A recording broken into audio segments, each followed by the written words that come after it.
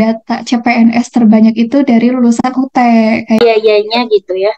Ada perbedaan nggak sih kalau misalnya daftar di universitas terbuka yang mungkin notabene-nya online ya? nah itu beasiswanya 100%, yaitu full ya dibayarkan 8 Halo Eva, gimana kabarnya nih?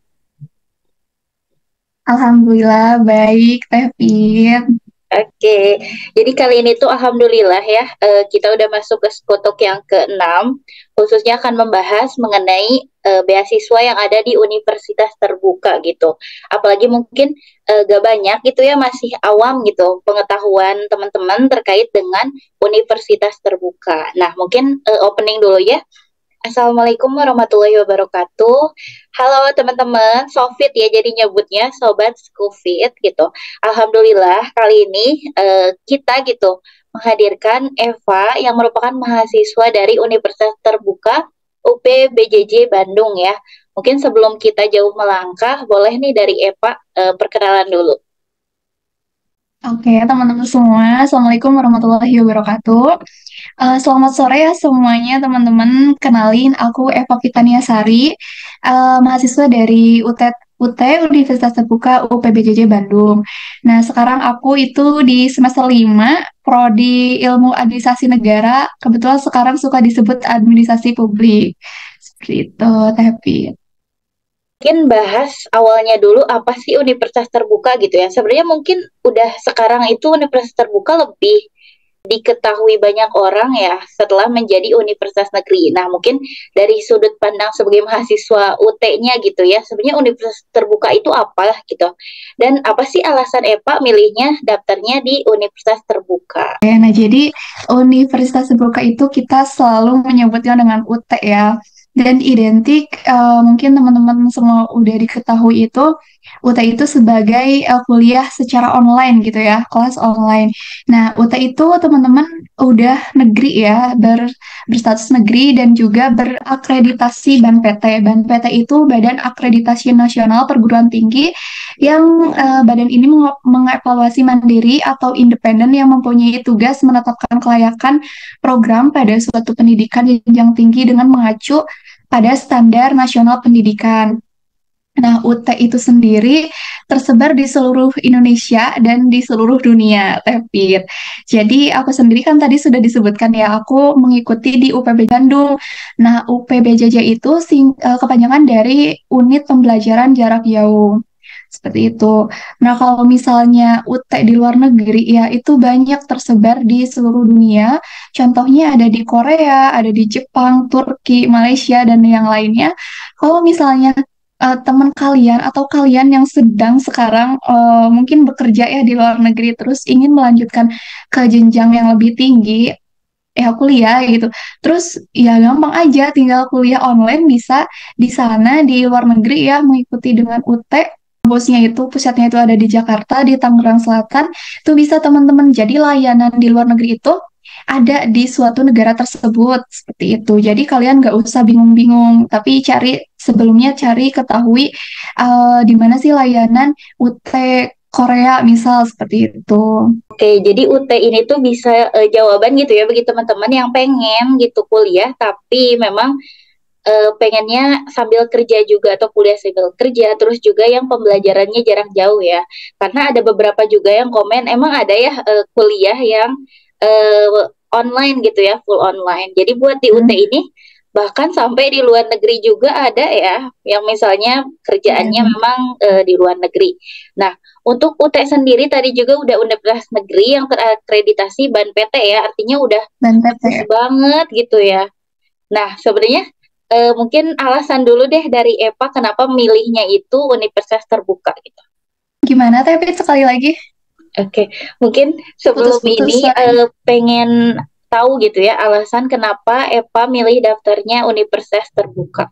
Untuk aku pribadi ya mungkin daftar ke UT itu dengan ada latar belakang karena aku juga sebenarnya udah daftar ke universitas lain, ada beberapa universitas tetapi mungkin itu bukan rezeki aku di universitas tersebut.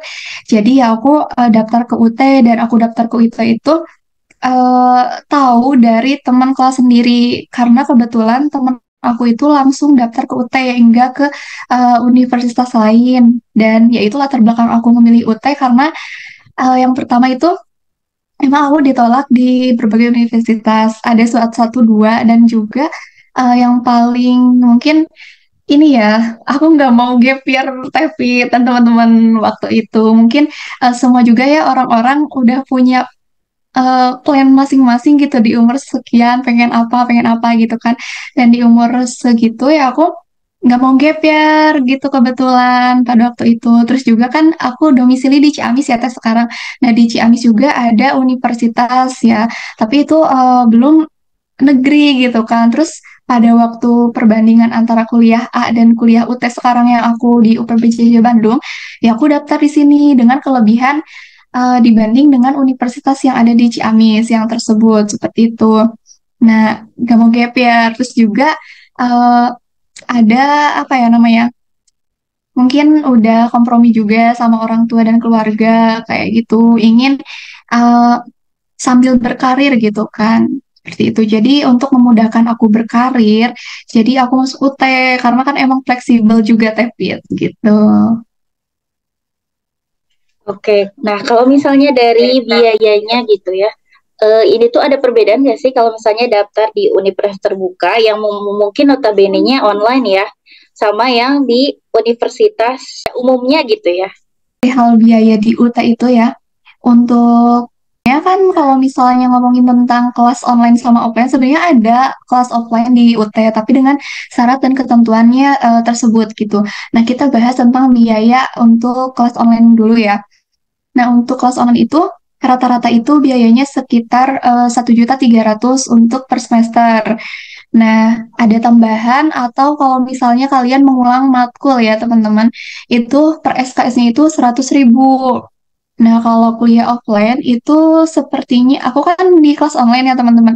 Katanya kelas offline itu ada sedikit tambahan biaya. Intinya berbeda dengan kelas online, bukan 1.300.000. Itu biaya itu bisa di payment lewat Alpha Group, terus Indomaret atau bank lainnya. Itu sangat mudah untuk melakukan pembayaran UKT. Itu teh. Sebenarnya kalau misalnya mau pilih kuliah offline juga ada ya, tapi ada ketentuan lain. Nah, kalau ketentuan lainnya apa? Kira mungkin bisa di-share. Nah, yang aku Nah, yang aku ketahui itu tentang syarat dan ketentuan harus offline itu, misal nih ya, di aku di UPPJJ Bandung kan itu banyak yang ngambil prodi manajemen sama hukum, misal. Nah, banyak yang manajemen. Terus nanti itu persyaratannya itu minimal per kelasnya itu harus ada 20 mahasiswa, kayak gitu. Jadi kalau misalnya belum ada nih 20 mahasiswa, itu mungkin nggak bisa ada kelas offline seperti itu. Kalau misalnya mau, ya udah cari yang sama-sama prodi seperti itu. Jadi bisa melakukan kelas offline. Nah, tadi buat biayanya terbilang untuk online ya, itu tuh 1.300.000 berarti masuknya ke uang kuliahnya ya? Uang Ya kuliah untuk yang dibayarkan semesteran per dan itu, semester ya. ya. Kalau biaya Nah itu pendaftaran juga ada nggak? untuk syarat itu yang pertama ya untuk registrasi itu hanya 100.000 TPI. Itu untuk pembayaran registrasi awal. Hanya di awal. Nah untuk tadi yang kembali ya, untuk yang ke UKT pembayaran yang 1,3 itu termasuk udah modul.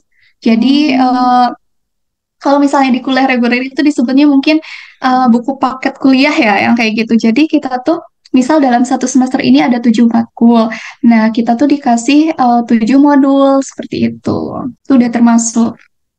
Oke, jadi sistemnya sama rata ya berarti ya yang dibayarkannya setiap orangnya, atau misalnya Ya, berbeda sama kalau rata. tiap prodi? Ada sih sedikit perbedaan tiap prodi, tapi nggak beda jauh teh. Kayak misal 100.000 atau berapa gitu. Kuliah di UT ini bisa jadi jawaban tadi selain bagi yang mungkin kuliahnya sambil kerja ya bisa online. Hari ininya, hari kuliahnya itu seperti apa teh? Untuk pertanyaan itu mungkin masuknya ke dalam mekanisme pembelajaran ya, Teh Pit. Nah, di UT itu sendiri pembelajaran itu ada mekanisme secara eh, tatap muka, tuton, dan TMK. seperti itu. Jadi kan kalau misalnya tatap muka itu tadi ya ada kelas online, kelas offline, maaf, ada kelas offline itu dilaksanakan di UPJJ-nya masing-masing dan ada dosen yang mengajarnya seperti itu. Kalau misalnya tuton itu tutorial online. Jadi di dalam tuton itu ada yang namanya absensi, ada tugas, kuis, diskusi. Di situ juga ada dosennya, tetapi di dalam tuton itu kita berada di mahasiswa yang beda-beda prodi, tapi pada matkul yang sama seperti itu. Nah, itu dilaksanakan harus mengikuti form kesediaan tuton. Kalau misalnya tidak mengklik atau sengaja atau tidak disengaja itu masuknya ke dalam TMK. Nah, TMK itu tugas mata kuliah. Tugas mata kuliah itu yang hanya perbedaan dari tuton tadi, tidak ada absensi, tidak ada diskusi. Di TMK itu hanya ada tugas. Seperti itu. Gimana sih cara ngerjain tugas gitunya gitu kan. Kita itu fleksibel, tapi kalau misalnya tadi di tuton itu, kita dikasih tugas untuk misal 2 minggu itu ada 7 matkul, nah itu harus dibereskan dalam 2 minggu itu, tetapi pengerjaannya bebas gimana kita gitu kan.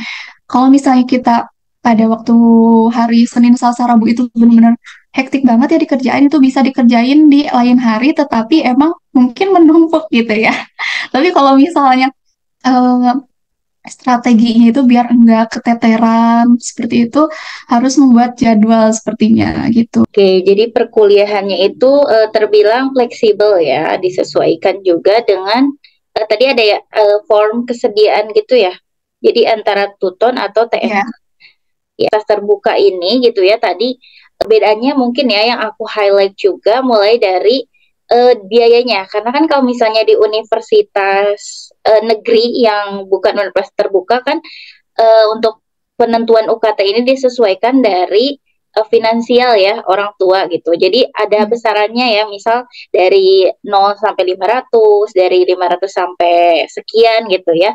Nah, kalau misalnya di universitas terbuka sendiri, ini tuh memang udah sama ya. Kalaupun 1.300.000 mungkin. Kalau misalnya ada perbedaan dari tiap prodinya juga, itu nggak bakal jauh beda ya. Mungkin begitu ya, Eva. iya betul. Oke. Nah, kalau misalnya tadi ya udah bahas juga biaya masuk gitu. Nah, kalau misalnya untuk beasiswa gitu ya, ada juga yang nanya, kalau misalnya masuk universitas terbuka, apakah ada semacam beasiswa KIP kuliah atau yang kayak gitu gitu. Nah, untuk pembahasan perihal beasiswa di UT itu sebenarnya banyak banget ya, Pit. Dan sebelum aku memaparkan ya itu mungkin nanti juga ada beasiswa yang emang baru lulus dari SMA dan ada juga nanti yang mahasiswa ongoing. Seperti itu. Nah, yang pertama itu ada beasiswa NSBP. SNBP itu diperuntukkan untuk lulusan SMA. Ya, tidak boleh gap year, terus juga emang yang lulus baru SMA. Nah, itu beasiswanya 100%, yaitu full ya, dibayarkan 8 semester, seperti itu. Tapi untuk NSBP tersebut, kuota dan jurusannya itu ditentukan oleh UPBJJ-nya masing-masing. Contohnya ya, pada tahun kemarin, 2023 itu di UPBJJ Palembang, untuk beasiswa SNBP itu membuka untuk prodi manajemen dan teknologi pendidikan. Untuk di Samarinda ada hukum dan PWK, terus di Kendari ada hukum dan perpus. Jadi intinya beasiswa SNBP di UT itu kuota dan jurusan atau prodi itu ditentukan oleh UPBJJ-nya masing-masing. Seperti itu. Yang kedua itu ada beasiswa KIPK yang tadi emang sempat ditanyakan ya dari netnya Skupit itu. Ini juga sama untuk kuota dan jurusan itu ditentukan oleh UPBJJ-nya masing-masing dan juga diikuti oleh lulus SMA, dan itu harus pendaftaran pada awal registrasi mata kuliah. Jadi kalau misalnya nanti di semester 2 atau di semester 3 mendaftar beasiswa KIPK itu nggak bisa. Sepertinya ini kalau misalnya beasiswa KIPK itu sama-sama ya sama universitas lain mungkin ketentuan seperti itu. Nah, yang ketiga itu ada beasiswa CSR. Nah, CSR ini kan Corporate Social Responsibility ya. Nah, ini tuh gimana UPBJJ-nya? Sebenarnya enggak semua ada beasiswa CSR seperti itu. Nah, contohnya ada di UT Samarinda, Banjarmasin teman-teman. Itu beasiswa CSR-nya untuk prodi D4 kearsipan. Nah, jadi tadi kan aku udah ngebahas tiga nih, beasiswa SNBP, terus beasiswa KIPKA, dan terakhir barusan ada beasiswa CSR. Nah, itu diperuntukkan untuk sekali lagi SMA yang baru lulus dan dilakukan biasanya secara tatap muka karena kan pihak dari UT juga harus ini ya mengontrol mahasiswa yang mendapatkan beasiswa terutama beasiswa KIPKA mungkin ya harus nilainya harus stabil seperti itu. Dan kalau misalnya untuk mahasiswa ongoing ya, kemarin juga aku sempat ikutan ya. Teh Fitria juga tahu mungkin aku udah konsul ke Teh Fitria tetapi emang mungkin bukan rezeki aku. Nah, untuk beasiswa lain juga kan aku ya di UPBJJ Bandung berarti di Jawa Barat. Nah, itu kemarin tuh ada beasiswa JPLS ya, Jabar Future Leaders itu dari Pemprov Jabar. Nah, aku ikut itu bisa teman-teman kayak gitu. Dan mungkin yang terakhir itu ada beasiswa pengajuan kepada kampus. Jadi pengajuan beasiswa secara berprestasi akademik maupun non-akademik, tetapi mahasiswa tersebut harus juara satu, dua, atau tiga, dan emang harus dinyatakan melalui sertifikat seperti itu. Dan kalau emang instansi atau bantuan pemerintahan itu mengeluarkan beasiswa, itu bisa juga diikuti oleh anak-anak UT seperti itu. Oke, ternyata kalau misalnya ini banyak banget ya beasiswa khususnya mungkin bagi calon mahasiswa baru ya yang baru aja lulus SMA gitu dan bingung gitu mau kuliah kemana mungkin UT juga bisa menjadi salah satu jawabannya ya.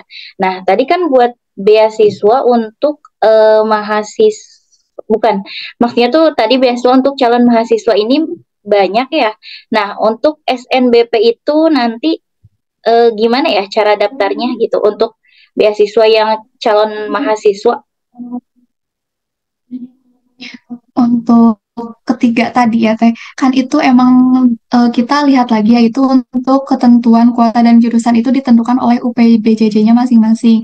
Nah itu terkait informasinya itu bisa dilihat teman-teman akan melakukan pendaftaran di UPBJJ mana misalnya itu kita harus stalking ya di Instagramnya masing-masing. Di situ ada eh, informasi gitu atau kalau misalnya nggak takut ketinggalan atau belum ada informasi bisa ditanyakan ke nomor WhatsApp-nya yang ofisial seperti itu nanti ada jawaban dari pihak UT-nya kayak gitu Mungkin aku off cam dulu ya, tapi suaranya jelas.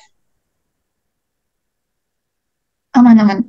Nah, jadi kan tadi buat yang daftar untuk SNBP ini harus tentuin dulu ya mungkin teman-teman mau daftarnya di UPBJJ mana ya, karena ada UT Bandung gitu ya, UT Jakarta mungkin, dan masih banyak lagi. Atau mungkin teman-teman juga bisa sesuaikan ya domisili mana sih yang mungkin lebih dekat ke atau yang mungkin ada di kota teman-teman.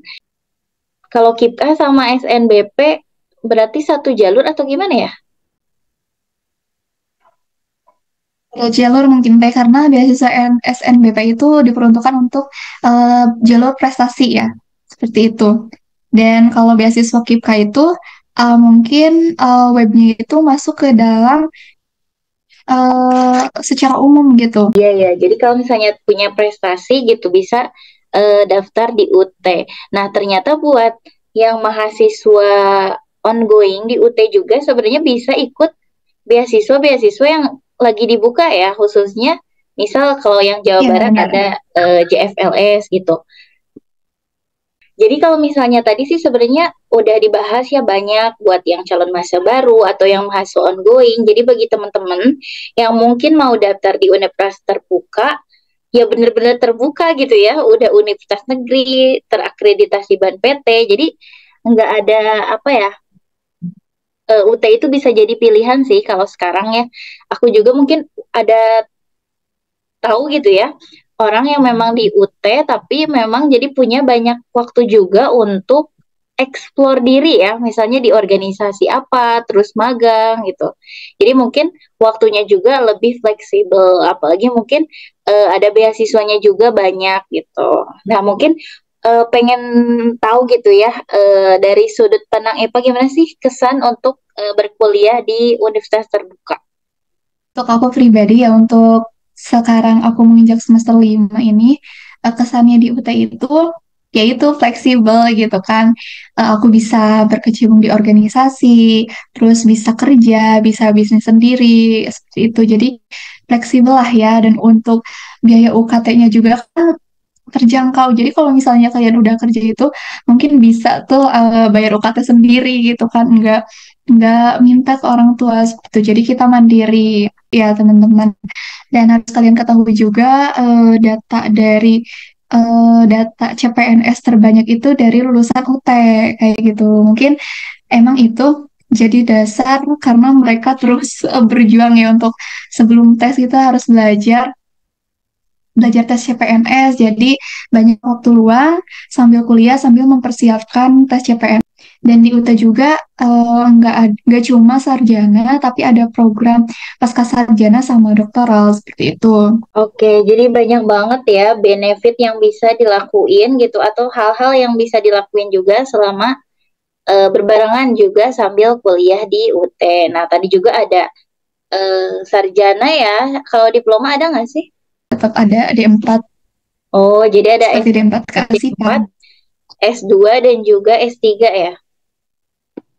Banyak banget ya. Nah, mungkin nanti juga boleh ya kalau misalnya mau cantumin Instagramnya Epa gitu ya. Siapa tahu ada yang mau nanya gitu di deskripsi box ya nanti. Boleh. Oke, nanti aku cantum pesan gitu ya. Atau mungkin ini udah masuk ke bagian akhir juga ya. Bagi teman-teman yang masih ragu gitu buat daftar di UT gitu. Mungkin pesannya aja. Si ragu gitu ya. Mungkin aku tekankan untuk sekarang yang emang mau mendaftar ke perguruan tinggi ya Teh Pit, anak-anak SMA kelas 3 gitu, dan kalian itu mempunyai prestasi yang sangat baik, terus lagi ngejar beasiswa itu tadi sudah, kalau misalnya bisa masuk ayo aja gitu masuk UT, dan intinya fleksibel dimanapun kalian berada itu bisa kuliah gitu tetap. Sebenarnya ada banyak pembahasan banget ya, Pit, ini yang belum dibahas seperti kayak skema ujian, terus ada apa aja sih UKM-UKM di UPBJJ seperti itu. Jadi intinya fleksibel banget kalau misalnya nanti UAS ya, aku lagi kerja nih atau lagi keadaan urgent ada di kota lain, terus sebenarnya pas awal tuh ujian itu aku milih di Bandung, nah itu bisa pengajuan teman-teman ke lokasi terdekat. Jadi jangan apa ya, jangan ragu, jangan bimbang lah ya, itu bisa dipermudah oleh layanan di UT itu kayak gitu. Terus kalau misalnya, aduh ini kan kuliah online, terus aku nanti temennya sama siapa? Gimana cari temennya? Teman-teman kan nanti ada OSMB, OSMB itu masa orientasi ya. Itu juga dilakukan secara offline kayak gitu untuk lokasi tertentu, wilayah tertentu. Nah, dan juga di Universitas di UPBJJ aku di Bandung itu ada UKM seperti UKM PK untuk karya ilmiah, terus ada jasmani, seni, kewirausahaan, dipsos, seperti itu, dan itu juga nanti akan dikontribusikan pada saat acara atau kegiatan di UPBJJ-nya seperti itu. Dilibatkan mahasiswa yang emang ikut UKM, dan mereka juga suka mengadakan perlombaan seperti itu. Terus juga kan ini ada nih ya beberapa mahasiswa atau perkumpulan mahasiswa yang emang menginisiasi atau uh, melakukan pembentukan perkumpulan seperti IKMA, itu Ikatan Komunitas Mahasiswa UT. Nah, ada IKMA Jabar, berarti perkumpulan di Jabar, seperti itu teman-teman. Jadi pada perkumpulan itu, tetapi ini bukan organisasi yang uh, ini ya dari kampus ya, ini cuma independen yang emang dilakukan atau dibentuk oleh mahasiswa. Ya gitu. Jadi untuk menggali informasi di sana, terus silaturahmi dan yang lain. Terus juga di UPBJJ Bandung juga ada duta marketing, duta kampus. Jadi itu tidak menutup kemungkinan kita untuk melakukan mahasiswa seperti lainnya pada umumnya seperti itu. Itu sih Teh, banyak banget ya. Oke, iya bener banget ya. Jadi mungkin ada yang takut misal universitas terbuka, tapi nggak merasakan gitu ya gimana sih euforia menjadi mahasiswa. Padahal mungkin tadi juga udah dibahas sama Ya. Eva, ada mulai dari UKM-nya, ya mungkin yang mau ikut UKM-nya. Kalau di UT ada berapa UKM? Tergantung ya, balik lagi ke tergantung UPBJJ-nya. Kalau di aku di Bandung itu lumayan ada banyak kayak kewirausahaan, seni, jasmani, kayak Dipsos, seperti itu Teh. Oke, bahkan tadi ada masa orientasinya ya, atau mungkin ospeknya. Nah, jadi ya sama aja gitu kayak di universitas-universitas lain. Teh sendiri ini sebenarnya ada berapa fakultas sih? Dan apa aja mungkin bisa disebutin? Nah, kalau pada umumnya ya di aku di UPJJ Bandung itu ada 4 fakultas. Ada Fakultas FIK, ada FST, Sains dan Teknologi, ada FISIP, Hukum, Ilmu Sosial, dan Ilmu Politik, terus ada FEB. Nah, di dalam fakultas itu emang banyak jurusannya atau prodinya. Seperti itu, ada Ilkom, ada PG PAUD, ada Bisnis dan Ekonomi, seperti itu sih, Teh. Tapi untuk pascasarjana dan doktoral itu mungkin masih terbatas ya. Dan untuk S2 dan S3 itu ada tesnya teh, ada tesnya berbeda lagi dengan S1 gitu.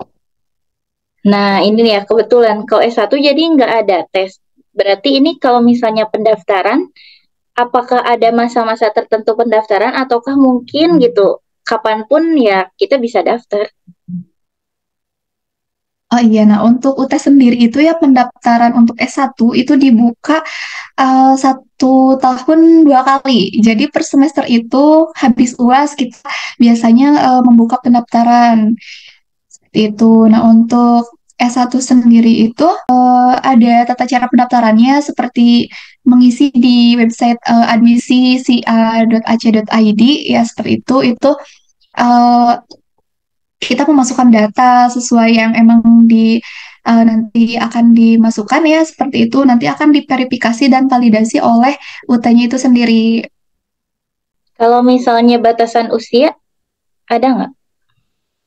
Nah, untuk batasan usia itu tidak ada, Teh. Emang minimalnya itu lulusan SMA ya. Untuk batasannya nggak ada.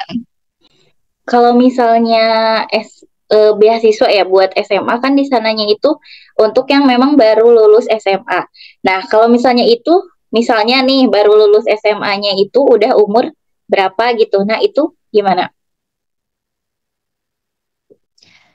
Nah, untuk yang KIPKA dan yang NSBP ya mungkin ya Teh.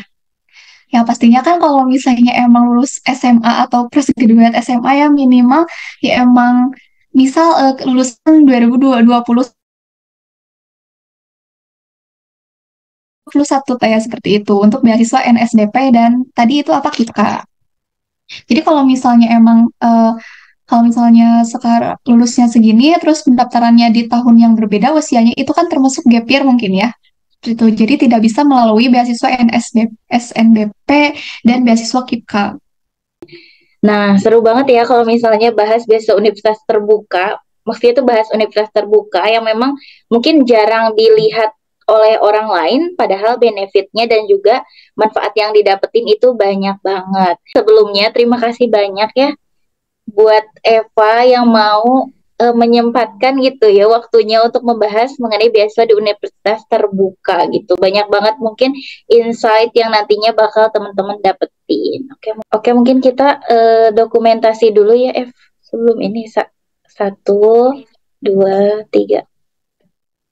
Oke, terima kasih banyak buat Eva gitu ya sebagai narasumber bahas tuntas beasiswa Universitas Terbuka ya pada hari ini gitu. Mungkin banyak banget gitu ya yang informasi yang baru diketahui oleh teman-teman sekalian gitu. Jadi makasih banyak atas waktunya. Jangan kapok juga buat sharing Terima diskusi kasih, ya. Pepi. Sama-sama. Oke, mungkin kita ini